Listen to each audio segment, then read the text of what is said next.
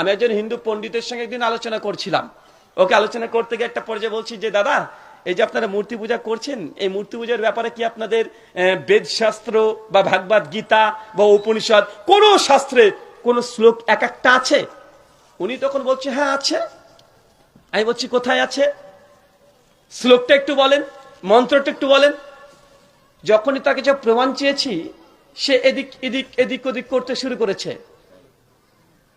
তো আমি যখন বললাম যে কোথায় আছে একটু দেখান, তো তথ্য দিতে পারে না। তখন আমি বললাম, পণ্ডিতজি, আমার কাছে এমন কিছু মন্ত্র আছে যেটা আমি জানি, যেখান থেকে বোঝা যায় এই দেবতা পূজা বা মূর্তি পূজা করাটা উচিত নয়। এটা সনাতন শাস্ত্র অনুযায়ীও এটা গুনাহের কাজ, পাপের কাজ। উনি তখন বলছেন কি মন্ত্র?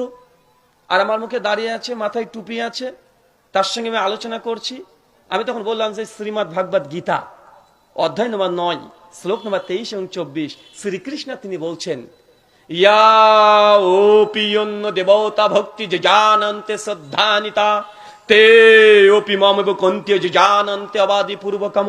ইয়া ওপি, হে অর্জুন, ইয়া ওপি অন্য দেবতা, যারা এক স্রষ্টাকে ছেড়ে দিয়ে অন্য দেবতা অন্য দেবতার পুজো করে, অর্চনা করে, ইবাদত করে, সে কখনো তার ইবাদত এই কর্ম তে ওপি মমব কন্তে যে জানন্তি অবাদি পূর্বকম, কখনোই তার ইবাদত এই কর্ম, এই পুজো, এই অর্চনা, এই অঞ্জলি স্রষ্টা কখনো গ্রহণ করবে না।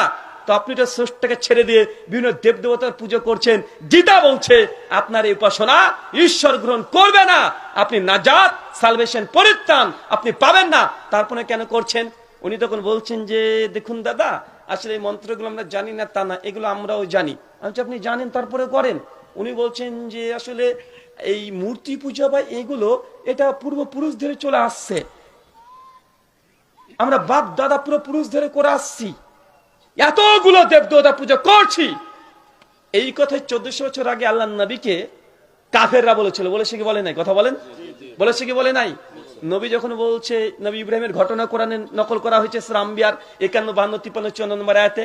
ইব্রাহিম নবী তার পিতাকে গিয়ে কোমল কণ্ঠে বলছে, ইয়া আবাতি, হে আমার পিতা। কত কোমল কণ্ঠে! তুমি কার পুজো করছো? এ কথা বলতে পারে না, দেখতে পায় না, শুনতে পায় না, তার গায়ে মশা মাছি পড়লে সে প্রতিরোধ করতে পারে না। কার পুজো করছো? তার বাপের কাছে কোনো উত্তর ছিল না, একটাই কথা বলেছে, এটা তো আমার বাপ দাদাকে করতে দেখেছি। প্রত্যেক বাতিলের যেখানে দলিল নেই সেখানে একটা দলিল ব্যবহার করে। যে কোনো জায়গায় দেখবেন যে আমার বাপ দাদা পুরো পুরুষ ধরে করে আসছি, এটাই দলিল।